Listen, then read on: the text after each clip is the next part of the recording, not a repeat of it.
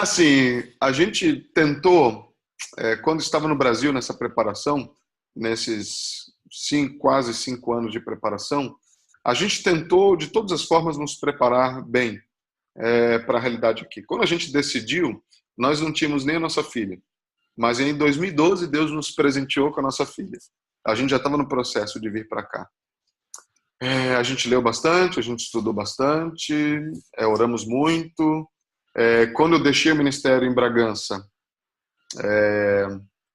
nós decidimos tirar 6 meses num tempo sabático para a gente orar, para a gente ler bastante, para a gente estar junto, para a gente conversar sobre o futuro ministério. Mas para nossa, a gente sempre sabe, né, que a adaptação nunca é fácil.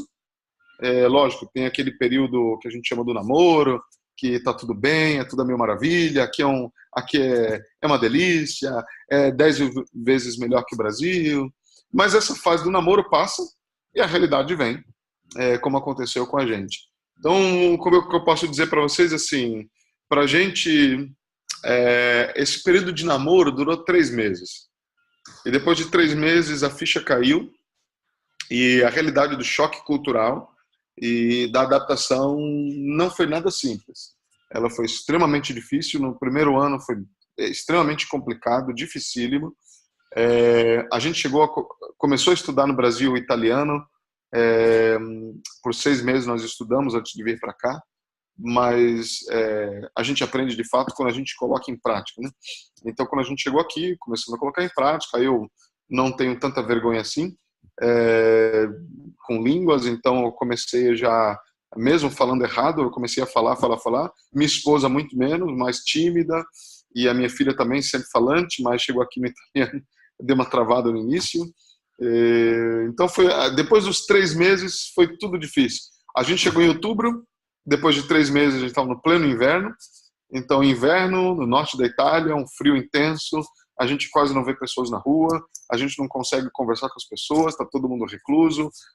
O norte da Itália, as pessoas já são mais fechadas. Enfim, nada que facilitou a nossa adaptação inicial.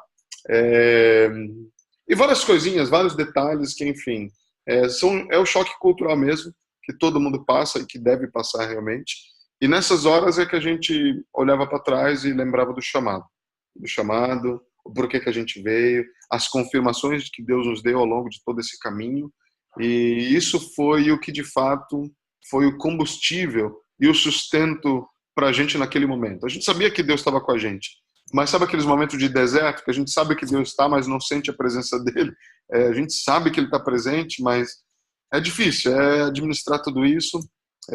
E o chamado foi importante, olhar para trás e saber que foi Deus que nos trouxe para cá, e ele, de alguma forma, no meio disso tudo, ia nos fortalecer, iria nos preparar para o ministério que ele estava colocando na nossa frente, sem que a gente conseguisse enxergar. Então, assim, não foi simples a adaptação. Então, para aqueles que estão aí desejando vir para cá, ou para aqueles que talvez estejam há pouco tempo aqui, né? Não que a gente esteja há tanto, mas a gente cremos que a gente passou por essa fase. Não foi simples, mas o chamado, a certeza, a convicção muito sólida, não aquela coisa de uma simples conferência que a gente fala assim, não, eu vou. Isso é necessário, mas precisa de algo mais, um chamado concreto, sólido, que a gente começou a dar passos e se preparou para isso, né? Então, um conselho que a gente dá para todo mundo: tenha paciência, ore muito, dependa de Deus, porque Deus há de te preparar para o ministério que Ele tem, para o ministério que Ele tem, ainda que a gente não entenda esse processo. Amém. Legal. O que você disse aí foi de muita valia, muito importante mesmo, muito bom, obrigado. E tem algumas coisas alguns elementos aí que eu percebi, que eu gostaria de te perguntar aí para esclarecer mais. Você disse que vocês passaram, quando vocês estavam no Brasil, vocês nesse processo, antes de preparo, né? Vocês leram bastante e se prepararam. Sim. Tem gente que diz que não precisa se preparar, tem gente que não estuda, tem gente que acha que é bom se preparar, que se prepara só quando chega no campo. Eu gostaria de saber contigo como é que é qual a sua perspectiva em relação a isso, o teu ponto de vista. E você disse, como você disse, que leram bastante, estudaram bastante. Que estudos foram esses? Onde você estava estudando? Ou se talvez você lembre algum livro, alguns temas, seria interessante discutir sobre isso. Excelentes perguntas. Vamos lá. Você tocou logo num assunto que eu gosto sempre de falar. Eu entendo, eu acho que assim, o movimento missionário no Brasil é um movimento grande já. Eu acho que já passou já da adolescência, já está vivendo já uma fase adulta plena, um vapor assim muito grande. Mas eu acho que algumas coisas ainda, alguns detalhes, a minha percepção, falta ainda esclarecer para muitos, né? E para muitos, infelizmente, pensa-se e também é deixado a se entender de que o preparo não é tão necessário assim. O que importa é somente a chama, o desejo de servir. Isso é o que mais importa. Eu diria que esses 50% do Ministério Transcultural. O outro 50% é sim o preparo. É como perguntar para alguém, acho que se não me engano foi John Piper que falou, qual que é a asa do avião que é mais importante, né? Da direita ou da esquerda? E ele falou as duas, né?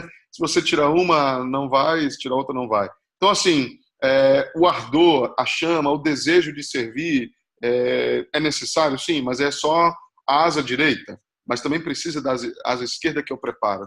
E o preparo, assim, leitura, muita leitura. Leitura em que sentido? Preparo em que sentido? Preparo independente de qual contexto que você vai. Como o Glauber falou para vocês no início, o que é a Europa hoje? Europa hoje, a classificação missionária de 10 anos atrás, 10, 15 anos atrás, a Europa seria considerada um país não alcançado. Porque na classificação missionária, um país não alcançado é aquele país onde não atingiu ainda nem mesmo 2% da sua população de convertidos. A Itália hoje, digamos assim, se a gente somar tudo e tudo de bom e de ruim, a gente não chega a 2%. Então, a Itália seria considerada, e muitos países da Europa, país não alcançado. Por que a gente não é considerado um povo não alcançado aqui na Europa? Porque a Europa foi cristianizada. E, querendo ou não, a Itália, em particular, é um país cristianizado, entre aspas, porque a Igreja Católica aqui é o grande forte, né? Que é considerado, faz parte do cristianismo, da cristandade.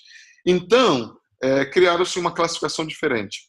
Dão-se uma classificação hoje de países pós-cristãos. Então, a Europa hoje é considerado um continente pós-cristão. A Itália é considerada um país pós-cristão. E isso, a gente não pode entender que o preparo que a gente tem no Brasil para encarar a realidade evangélica, espiritual, é a mesma que se tem aqui na Europa. Então, você precisa, por exemplo, entender o que significa ter uma cosmovisão bíblica, uma cosmovisão cristã. Então, você precisa ler coisas do assunto, você precisa entender o que é a cosmovisão do europeu, a cosmovisão do italiano. E aí, se for falar de Itália, a cosmovisão do italiano do norte, do sul, do centro, do napolitano, do milanese, do siciliano. Então, são cosmovisões totalmente diferentes e que, para a nossa realidade brasileira, é muito diferente. Então, preparo em que sentido? Preparo acadêmico é necessário. Talvez, se você não conseguir fazer um curso, talvez de 5 anos, mas fazer um curso que te dá uma boa base de doutrina, para que você não seja engolido, literalmente, porque aqui na Itália e na Europa, as pessoas que ainda não sigam, pelo fato de serem pós-cristãos, para a cabeça deles essa é uma geração, uma mentalidade que já foi ultrapassada. Então eles vão citar para vocês pais apostólicos, pais da igreja, e se você não tem nem conhecimento de quem são esses, eles vão te engolir. Então, assim, você precisa ter um conhecimento mínimo de história da igreja, um conhecimento mínimo de doutrina. Você precisa ter vivido algumas experiências eclesiásticas no Brasil, para que você venha para cá um pouco mais fortalecido, uma certa bagagem. Então, que livros eu aconselho? Livros que, por exemplo, se você é uma família, tem filhos, como encarar uma mudança transcultural em família. Não é simples. Se você é solteiro, é uma realidade. Se você é casado, é uma realidade. Se você é casado jovem, é uma realidade. Se você é casado já numa fase mais avançada, outra realidade. Se você tem filhos, é uma realidade. Filhos em que idade? Filhos pequenos, bebês, filhos já ali, por exemplo, na idade da minha filha, 5, 6 anos, filhos adolescentes, outra realidade. Cada uma dessas particularidades precisa ser entendidas e avaliadas com muito critério, porque senão isso vai dificultar em muito a adaptação. A Europa é um dos continentes que os missionários vêm e morrem. O chamado aqui, Itália, por exemplo, é considerado o cemitério dos missionários. 90%, se eu não me engano, dos missionários que vêm para a Itália, depois de 5 anos, vão embora e não voltam mais. Ou vão para outro campo, ou voltam e não querem mais saber de missões. Por quê? Infelizmente, porque não foram bem preparados nesse aspecto de encarar. Então, fazer missões, às vezes tem aquele sonho romântico, né? Eu vou servir, vou dar minha vida, porque tantos deram a vida. Sim, é importante, mas venha preparado. Homens que fizeram história em missões eram homens preparados. Homens que entenderam a língua, entenderam a cosmovisão, traduziram a Bíblia na língua nativa, enfim. Então, livros como Nancy Pearcey, Como Ainda Viveremos, Como Viveremos. Por exemplo, livros como o livro do Tim Keller, A Fé na Era do Ceticismo, é um livro interessantíssimo. Pregação na Era do Ceticismo, do Tim Keller, eu acho que é importantíssimo ler, porque te dá uma ideia do que é essa cosmovisão e como alcançar aqueles que são totalmente céticos em relação à fé. Livros de, como se chama, Alicia Macedo, sobre família transcultural, como adaptação de famílias.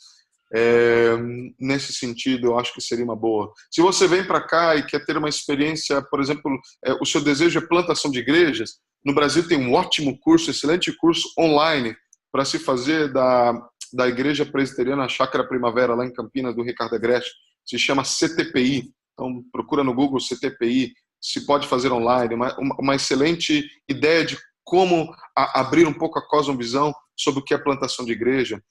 Tem um movimento no Brasil de plantação de igrejas que tem crescido cada vez mais, do Atos 29, tem conferências, enfim, é uma coisa a ser pensada e participar, vai te abrir a visão. Então, esse tipo de preparo. E, lógico, e você pensando, qual país eu vou? Já decidiu? Itália, Alemanha, França, Inglaterra, sei lá, enfim. Língua, a língua. Importantíssimo aprender a língua, desde já. E não achar assim, não, eu vou lá e a gente dá um jeitinho. O jeitinho brasileiro aqui não funciona. Não funciona. Aliás, ele não funciona nem no Brasil. A gente se ilude. O Brasil está do jeito que está moralmente porque a gente acha que o jeitinho funciona. Não, mas o jeitinho não funciona. Aqui as coisas não funcionam. Então, assim, a língua é importantíssima. É importantíssima. Então, eu só acho que essas, não sei se faltou alguma coisa, Glauber, me dá uma ajuda aí, se não toquei em alguns aspectos aí. Amém, legal. Muito obrigado, Pastor Luiz. Realmente são dicas que vale a pena para a gente saber, para as pessoas, principalmente, que estão se preparando, estão no Brasil ainda se preparando para servir na Europa ou, quem sabe, em outras partes aí do mundo.